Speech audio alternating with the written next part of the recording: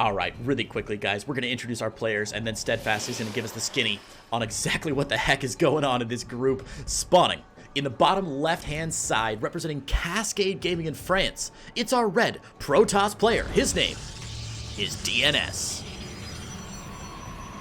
And his opponent spawning up in the top right, representing B100, one of the many, many up-and-coming exciting Russian players. It is Vanya. All right, so Steadfast, you were saying that in this group, this is, oh god, is this group C? I honestly haven't had a chance to check today, and I can't keep them straight in my head. This is Group B. Thank you. So Group B, you said that DnS is done. He's playing for 125 bucks, but he's been mathematically eliminated from the group. Now, Vanya can move on if he wins, and also a pigeon flies over his house at 3 o'clock on a Thursday, right? These scenarios get so convoluted. So Vanya is in a bit of a weird scenario where if he wins, he's rooting for Goblin, but if he loses, he's rooting for Showtime in the Showtime Goblin series. And does the map score matter at all? I think that it does. I believe that if Vanya were to get 2-0'd, he could still theoretically get knocked out. He could still miss the playoffs. What? Yeah, so if Goblin wins his series and then Vanya loses and Hellraiser wins, yeah, I do believe that Vanya would be knocked out. Oh man, it's so weird. Okay, yeah, that is the case. Yeah. My god. Well, I'm so excited to see. Basically, must win for Vanya, and he really wants that 2-0. Let's see what these players are getting up to here. DnS opening with a Stargate opener, which I really love. Stargate, of course, very versatile. This has not been spotted yet by Vanya, I don't believe. This Overlord is heading there now, so we will see it eventually. Probably just as the first Oracle comes out. Now, I say Oracle, hoping. But Steadfast Void Rays, for some reason, and I can't quite put my finger on it, have been really popular this tournament.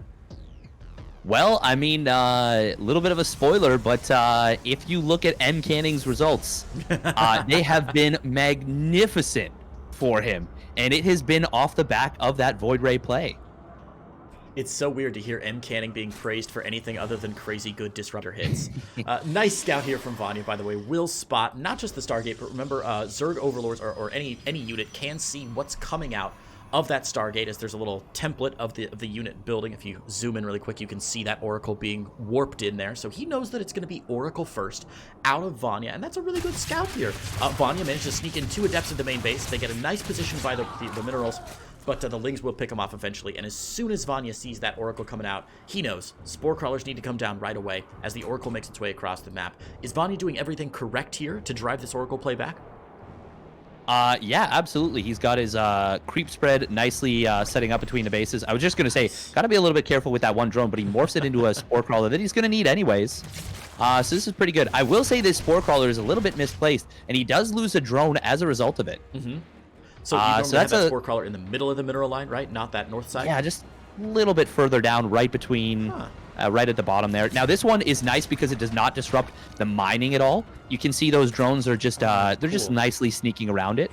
But, of course, losing a drone, well, that's pretty expensive relative to a little bit of lost mining time. Vanya's actually going to replant that down a little bit. Now, of course, the drones are disrupted, but it should save him just a tiny bit. How strange. Double Oracle out from DnS, and most importantly, I think these double Oracles might get a bit of damage done, but most importantly, they're going to see that lair tech coming down. Now, a 430 lair seems pretty early to me, especially since, oh, nice pickoff on the Oracle there. My God, Vanya. Doing a great job defending here. The lair tech seems a little early for me. Is that correct, Steadfast, or is this a pretty standard timing for Roach speed? It's a relatively reasonable time on the layer. Nothing too crazy. We're probably not going to see a Nidus Worm out of this. I will say that was some pretty bad miss micro from DnS. He was stutter stepping those Oracles and never firing with them. Okay, this is something that we're seeing a lot more recently. These 4 Adepts making their way across the map as they completely pause. Yeah, no, this kind of 4 Adept pressure as you take your third and before the Zerg really has many units out has started to get very, very popular here. Oh, this one. Nice. Triggers that stasis ward. Just a single drone. Couple of Adepts popping in now from DnS. He got no Warp Prism on the map, so this isn't like for sustained Adept harass. There's no glaive upgrade or anything. Just trying to cause a bit of consternation. wow. And actually, he's going to be able to do this. Look at this. 2 Adepts in the natural, 2 Adepts in the third here. The Adept in the third dealing with these drones. Nice focus fire here from DnS. Vanya actually using an awful lot of drones here. My god, this is great from DnS. Vanya not really prepared for this very well at all. Yeah, the fact that both of them got into such, both sets got into such fantastic positions meant that for such a small investment, 13 drones going down, that Oracle even popping into the third to grab 1 or 2 additional drones. So good from DnS right there, and Vanya's in a bit of trouble right now. We do see him going for a Spire, by the way, so he is going to be trying to go for that Muta play. Oh, look at this. These probes, with the help of their shield battery Big Daddy, they're going to be able to pick the fight against about 16 lings. Shield battery Big Daddy. Oh, that's not going to spawn in the awkward internet memes at all, for sure, Steadfast. There's no weirdness. I love shield. I was gonna say there's shield battery, like it's like a shield maiden or like a shield brother, right? That's what I was thinking. Was like I was going full Skyrim on it, but I like your analogy as well there. 4th base down for Vanya now as the first mutas pop out. Now I don't believe DnS has actually spotted this Spire yet from Vanya. He's gonna see it with these scouting Phoenix, which is nice. But the mutalisks are gonna hit him pretty hard here. DnS doesn't look like he's really prepared for a big mutalisk flock. I mean, look at his unit count right now. He's just got a couple of sentries and a couple of zealots, so that is gonna force a warp in of some more Templar, and I imagine we're going to see Archons very quickly to drive those away, or do you think he's going to save? Yeah, I was going to say Archons right away, not going to save him for that storm, which has not started yet, and the Mutalisks might be pushed away, but DnS still a little bit short on his defenses right now. No Photon Cannons in the natural, no Photon Cannons in the main. Yeah, he is building those now, so he should have those ready. Mutas are going to be showing up here at a pretty nice timing. But I think DnS is going to try and defend and counterpunch at the same time. We've got an army moving across the top of the map there. Yeah, this is a frightening army to deal with. Vanya does not have much in the way of army. It is going to be Roaches and Ravagers trying to hold this off. Oof, and Roaches and Ravagers, not what you want against charge lots and those Archons. +1, of course, finished up here. Vanya's +1, not done yet either. Nice dodges on the Corrosive Biles. These sentries need to get with the rest of the army. Huge warp-ins, though, from DnS as he gets more Zealots focused in on the attack, but the defense right now not going, or pardon me, the defense going really well actually for DnS. The Phoenix here to drive it away, and these Mutalisks have eaten a lot of damage back home. It looks like this is DnS's game to win. He does have to be a little bit careful. I think his play right now is to either try and snipe the 4th and get out, or just retain his army. Vanya, it feels like he does have enough to deal with this. And wow, Recall is going to come out right now, but he's going to lose a couple of these Archons. Meanwhile, in the main base, that War Prison that abandoned the army will drop some Zealots off. But Vanya, he's just going to pull the drones, have some units out, and, well, that'll buy time for the Roaches to get back into position. Masterful defense there by Vanya, able to be in 2 places at once. I will say the big problem with what he did there, look at that unit's lost tab. 5 mutas have gone down, meaning the mutalisk flock for Vanya down to just 3. So I think he had a real opportunity to do some counter damage there in the main and natural of DnS, since DnS is committed so heavily to the 4th base. But Vanya actually sacrificed a lot of mutalisks that I don't really think he needed to lose there. Sure, Photon Cannons are great, but oh man, not what you want. And now Vanya's counterattacking. Steadfast, is this the right play from Vanya? I actually think his goal should just be to try and, if he can, deny a 4th and drone out of this. But he is actually continuing to build units, it looks like, at the moment. And, well, that's a pretty expensive attack right there. Phoenixes are going to lift a couple of these Ravagers and Roaches. And, yeah, this is a bit of an overcommitment coming out from Vanya here on the counterattack. I would have much preferred to see him go up to maybe even a 5th base and, like, 80 drones, head towards that hive. But it looks like not going to be the case. He's adding on Corruptors, in fact. Corruptor's an odd choice. He has seen, of course, a fair few Phoenix out. Very strange from, not very strange, but interesting that DnS has only made 3 Phoenix. Usually see upper 4 or 5 Phoenix just to get like enough Graviton beams. But I think this blind read from Vanya is actually going to be perfect, because look in the main base of DnS. Yeah. Stargate. Weird. And get your griddles ready, chat, because there's a fleet bacon coming at you. That is a bit of a bold move here. These Phoenixes getting a little bit abandoned attention-wise by DnS there, Oh, it's like and the 2 of them will go aside down. from Vanya. Sorry, I spoke over you there. My apologies, Steadfast. Yes, two of them getting taken out on the other side, but just like Vanya's Mutalisks, not quite babysitting him close enough. I feel like both these players making a fair amount of mistakes for such an important match. It is one of those things where it's a little bit like tennis, where it's forced errors versus unforced. Oh, smart. With so much going on. This is so many charge lots, though, and there are Banelings with Baneling speed. Nice positioning here from Vanya. Force Field's on the bottom side doing a great job, but, well, oh, those Banelings connecting really hard on the Zealots, but there's so many Immortals and Archons. More Banelings are going to be joining up, but the base will go down. Oh, nice snipe there by DnS. Vanya getting some decent Baneling shots on the Zealots, as you said, but unfortunately the Baneling count now down to 0. There's no splash damage left here for Vanya. He's only got a couple of Ravagers out, 2 Ravagers, and that's going to allow DnS to rotate around and force a cancel on this top base as well. You know, interestingly, about 3 minutes ago, Steadfast, we were like, you know, Vanya really needs to stop DnS from taking that 4th base and continue expanding. And unfortunately, in the last 3 minutes, Vanya has done neither of those things. DnS operating on 4 bases, Vanya down to just 3, and now DnS really pushing forward. He's being so aggressive, continuing to warp in charge slots here. The Archons staying in front of the army here, and 14 drones now have gone down. DnS ahead on workers, ahead on army supply, and with +3 and +1 air weapons on the way, I feel like DnS is in a really good spot here. Yeah, this is a weird decision to continue attacking, because that's really the only way he can lose, but it doesn't even matter. He just had way too much confidence in his own War Prism micro. And even without Zealots, just those power units at the end with that +2 attack, more than enough to push through the very weak, small, flimsy Roach Ravager army of Vanya. Yeah, interesting transitions on both sides. I mean, so DnS, I think, was setting up for almost certain victory in the late game, right? Double Stargate out, Fleet Beacon already out, could move into that carrier production whenever he was ready to. And again, Vanya, I don't believe, ever spotted that. He may have slipped an Overlord in, but I don't think he was ready for it, even if he had seen it. Whereas Vanya had like sampled some Mutalisk. I felt like Vanya was in an ice cream parlor where all the flavors were terrible. He sampled like 5 Mutalisk and was like, nah, I don't like this flavor. And then he tried to get out like 5 or 6 Roaches, and then they all died, or 5 or 6 Ravagers, and they all died, and he was like, nah, not great. And then he wasn't able to really expand massively behind that, only getting up to 4 bases, not dropping his 5th before it got canceled. Just crazy stuff from Vanya. Usually he's such a focused and aggressive player, and I saw neither focus nor aggression from him in that game. But as you said, a lot of forced errors in the game, I think, from both players, which is something that we as casual observers don't often catch. Well, I will say that the drone losses that he suffered from those 4 Adepts really ended up being costly and did put him behind. Meanwhile, of course, in addition to that, the Mutas did get kind of counterpunched really hard. Like it was a little bit like watching a kung fu fighter, and you have this guy goes for a big haymaker and his elbow. You see this very, very fast fighter. His arm lashes out, smacks the arm away, and then the other one just clips him right in the throat, and you just completely blindsided and really caught off balance there. And that's what it felt like a little bit with those Mutas.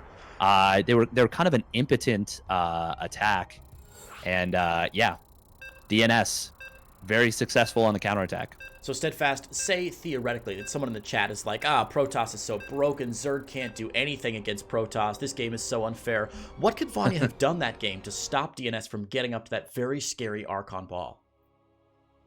He could have not fallen so far behind from those early game Adepts. He could have not gone for the Mutas and had them really get nothing done.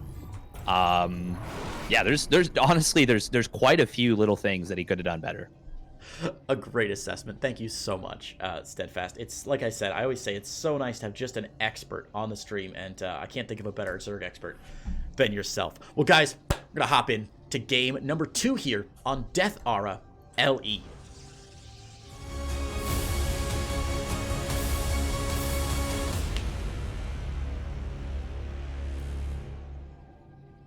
Spawning in the bottom left-hand side of Death Aura LE, looking to claim not only $125 for a victory, but also to get revenge and potentially knock Vanya out of the group stage bracket? My god, that would be insane. It's our French player, representing Cascade Gaming, Adrien Bouet. It is DnS. And his opponent spawning up in the top left, representing B100, the blue Zerg player from Russia. Give it up for Vanya.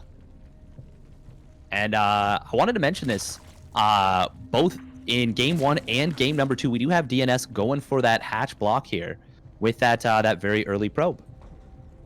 It's, you know, it's interesting, Steadfast. I cast yesterday with Pengi, who you know I'm sure is a Zerg, former Zerg pro and really sharp Zerg guy. And I was talking to him a little bit about how it seemed like earlier in StarCraft's history, even last year, the year before, Zerg players would really fight for this natural, right? If there was a probe in there, your drone would like really try and claw at it and try and get that natural down. And nowadays, it seems like so many Zerg players are just like, oh, there's a probe in my natural, no problem, I'll grab the third.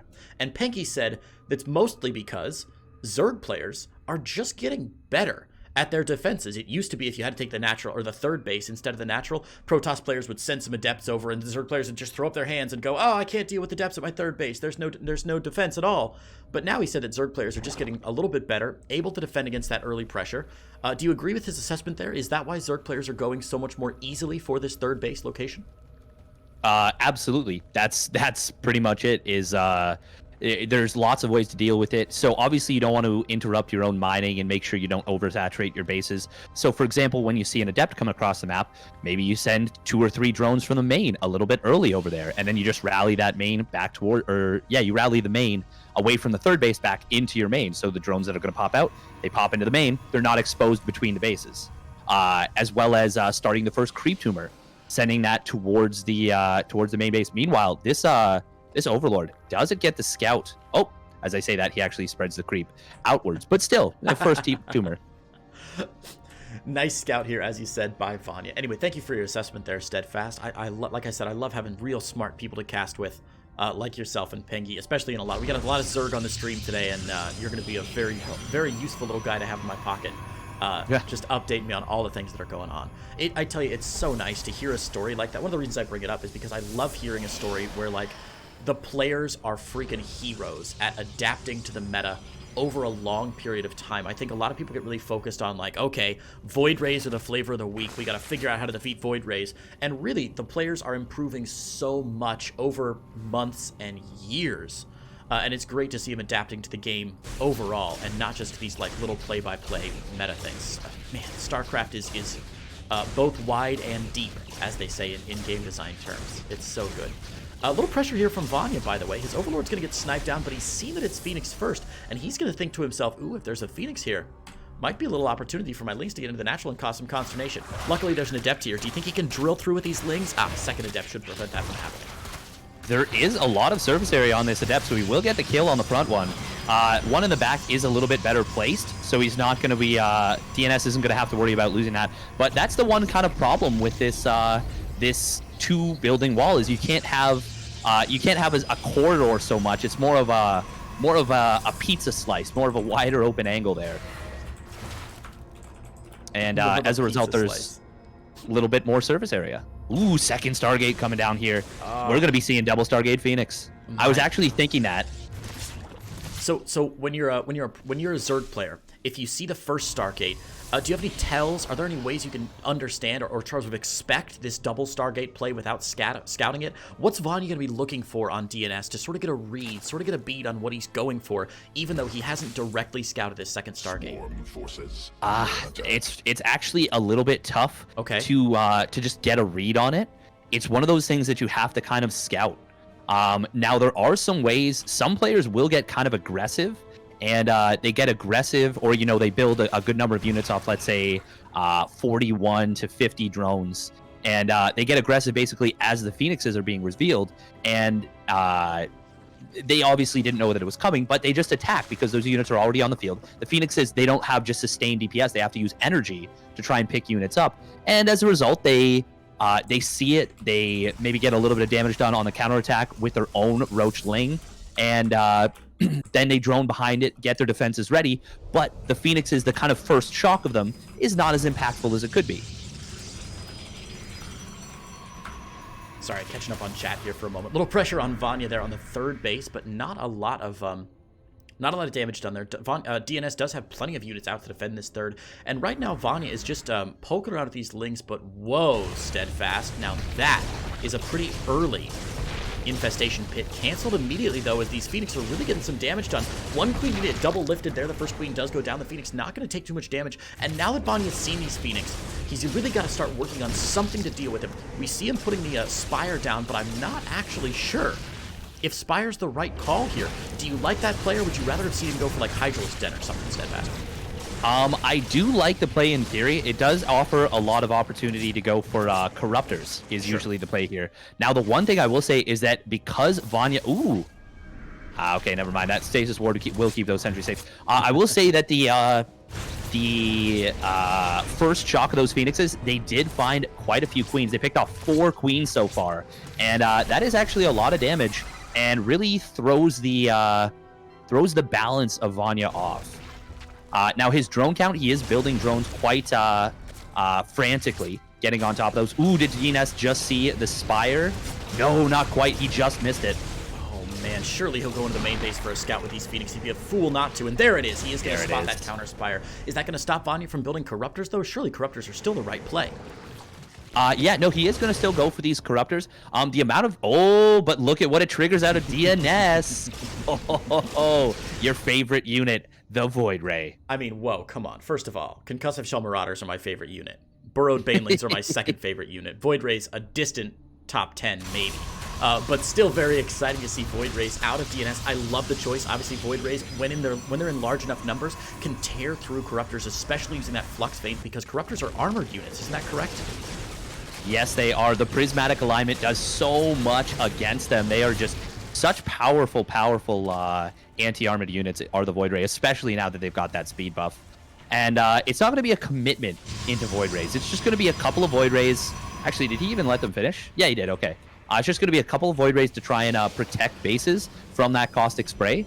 And then he will go back into that very, very heavy Charge Lot Archon composition here. And, well, it's going to be tough to deal with for Vanya.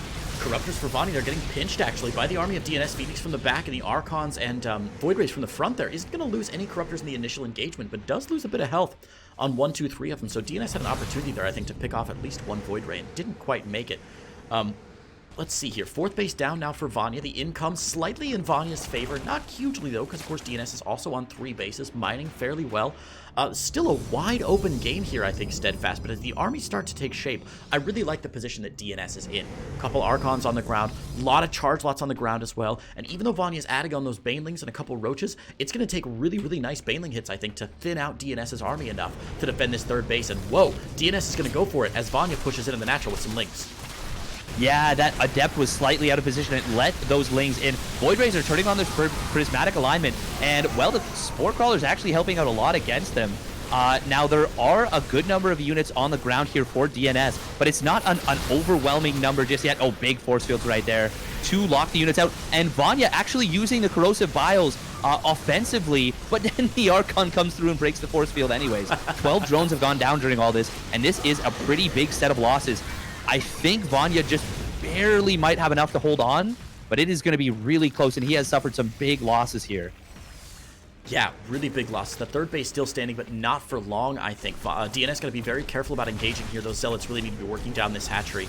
The hatchery will go down here as Vanya's a little bit out of position. I love the Warpin in the main as well. The dual Warp Prism from DnS paying off in spades here. Roaches dispatched to the main to deal with it as the 3rd base goes down. A couple of Corrosive Vials going to land. No, they're not. Nice dodges there by DnS, who hasn't lost more than 1 Archon yet this game. Only 1 Archon going down. Now, Vanya still has a bit of Corrosive or Caustic Spray, rather, going down in the natural, the Shield Battery Overcharge, trying to save it. He's warping in some Stalkers. Is he going to be able to save this natural? It's going to be so close. Yeah, he's going to be able to with those Stalkers taking down those Corruptors. And if it wasn't for the Battery Overcharge, that would have gone down for sure.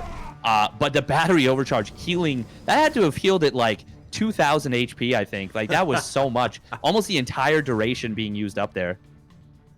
And now we see Vanya in a really tough spot, Steadfast. He's only on +2, and the +2 of DnS is going to finish. He only has 3 bases. He's working on his 4th again, basically. But DnS, behind this aggression, grabbing a 4th base, more Archons, Blink, his +3 starting right away. I feel like DnS has a much more holistic army right now. Despite taking a couple pylon losses due to those Lings on the other side of the map, I think he's still in a really, really solid position here, and I'm concerned that Vanya might be investing too much in his army right now and not droning enough behind this. I guess he's just being cautious, and I guess he already has plenty of drones for 3 bases and not 4. But I am a bit concerned that Vanya is not grabbing an additional base. I think that's going to put him further behind in the long run. What do you think Vanya needs to do from here on out to try and secure this game? Oh man, he is in such a tough spot right now. I would say that it is DNS's game to lose.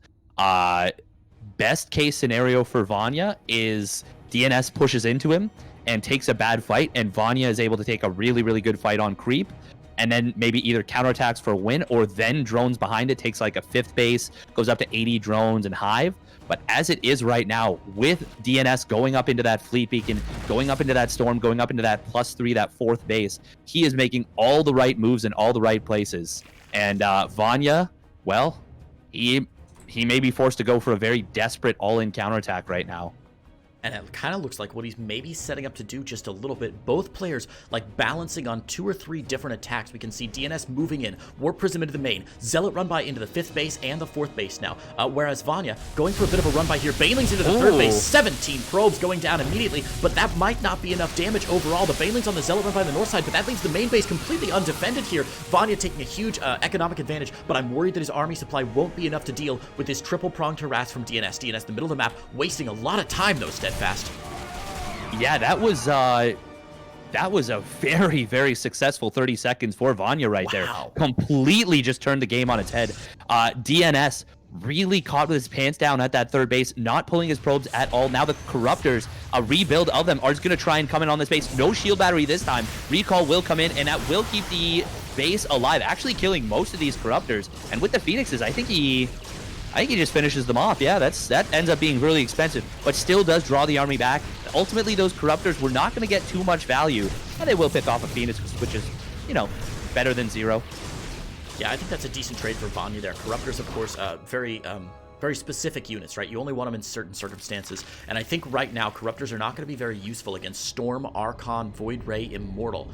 Only one Void Ray, of course. But the carrier's now starting, and Vanya might regret giving up all those Corruptors earlier. The question is maybe now, will DNS live for long enough for those carriers to pop out? Or is Vanya going to be able to chew through it here with pressure on both the 3rd and the 4th base? It's another big Baneling run by. My God. Oh, my God, 56 workers have been killed off by Vanya. Big storms coming in on this army, though.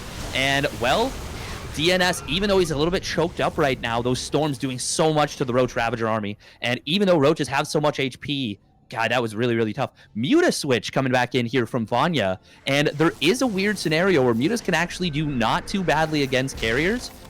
If you kind of stack them up and you snipe the interceptors as they come towards you. The problem is, with triple Stargate, he can just go right back into Phoenixes if he wants. Now, DNS's big problem right now is gonna be minerals. Look at his income right now, or his bank right now, guys. He's floating 1,000 gas, but has less than 100 minerals in the bank. Fewer than 100 minerals in the bank?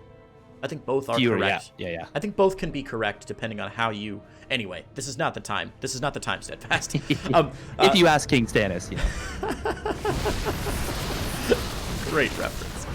Corrosive Vials here trying to zone DNS, but as you said, Mutalisks can be good against smaller numbers of those carriers, and that's exactly what we're going to have. The Mutalisks now coming in, and that's going to bring DNS all the way back. My God, these poor probes really need to get better union right now. Oh my God, he's even going to get one of the carriers right away.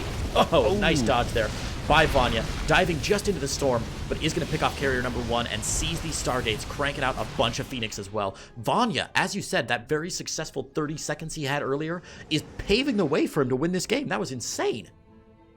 Yeah, this is, even after that, he picked off another, like, 20 probes at the 4th base, and DNS really falling apart to that very quick Zerg style. On more drones coming down, so Vanya finally getting up to that nearly 80 drone count here as he does take that 5th base. Infestation Pit just now coming down, though, and that's going to be one of the later hives that you can build in this game. I was just about to ask you about that, Steadfast, and not to sound too much like Jerry Seinfeld here, but what's the deal with a 15-minute infestation pit? Like, why would Vanya build such a late infestation pit? Did he just not have the chance to get it done earlier? Is this going to hurt his chances for getting up to a tier 3 tech unit and really making a switch that's very scary?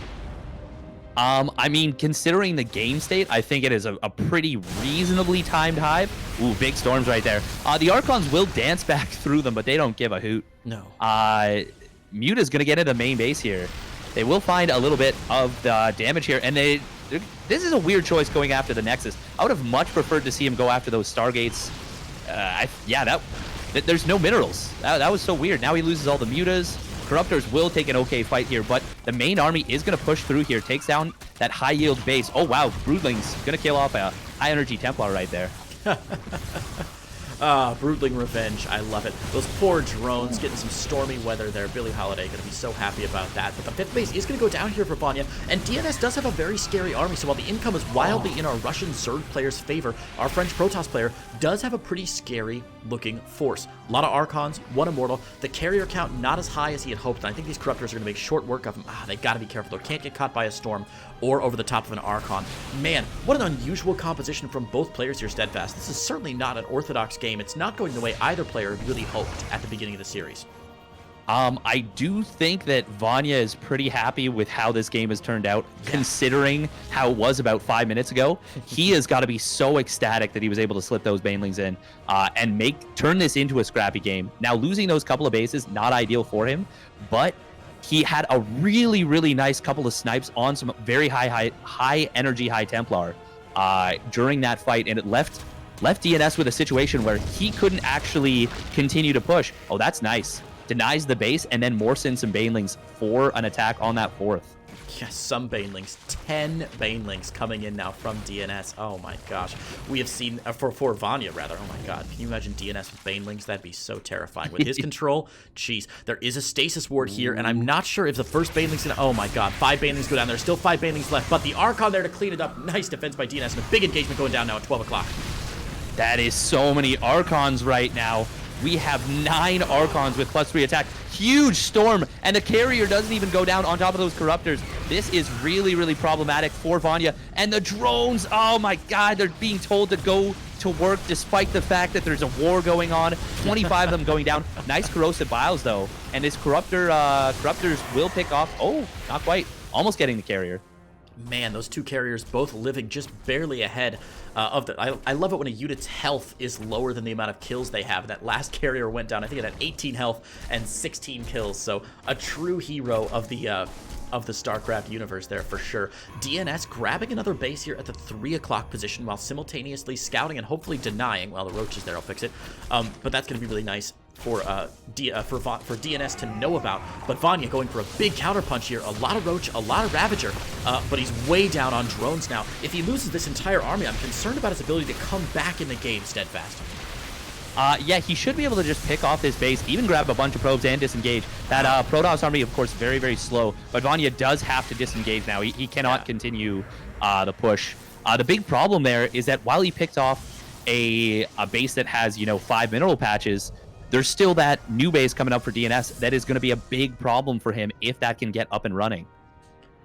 Fun fact, Steadfast, if you're following my camera, did you know there's a crystal in each of the bases on Death Aura LE on the main bases? That is so cute. Fun little fact there. If you destroy the main base, there's a power crystal underneath it. So if those of you who didn't know, map makers, you're awesome. The StarCraft 2 map makers are so smart. I love little Easter eggs hidden on those bases that you'd never see unless your main gets destroyed. DnS not rebuilding his main, I think that's fine. He won't need it. There's obviously no minerals left, and I can't imagine a scenario in which you will want to recall to a main base that's not there. We do see it looks like, a bit of lag here on my end again, I think.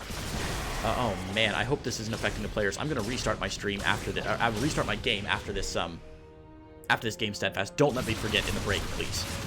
Sounds good. I will make sure that you do not forget. No worries. Big warping coming into the main base here. Meanwhile, DnS is moving with the rest of his army. There's actually no defense in the main, and no hive has come down during this whole thing. So Vanya really, really staying on this low-tech army. Yeah, wow. No hive 20 minutes in. Is this just because of the the weird way the game has progressed, or does he really need a hive? I think he needs a hive. I think this has been a decision more than anything. DnS, he has held on despite losing all of the economy. He has such a valuable army right now. And Lings, they're going to try and get into the natural. Not going to happen. Zealot run by into the main base. Zealot run by at the 5th has taken it out. There has been so much activity against Vanya in the last little bit. Meanwhile, this Ling run by at the natural, not getting anything done. It is going to absolutely get deflected, and I think DnS is going to be able to secure a 2-0 in this series. And we do see a counterattack with those Corruptors coming down at the 5th base. That is a nice little bit of counterpunch. But this army is so valuable, so strong from the Protoss army right now. I mean, look at the army value here. 6,000 minerals to 3,500, almost twice the amount of gas as well. So the army value for DnS, as you said, quite scary. He's finally able to rebuild his economy and use those minerals that he has now into carriers. Oh, we see Roaches just getting sent to their doom. Plenty of super high energy Templar here to storm. I don't see a way out of this for Vanya. He's trying to crank some more out, but he doesn't see a way out either. Double G goes down.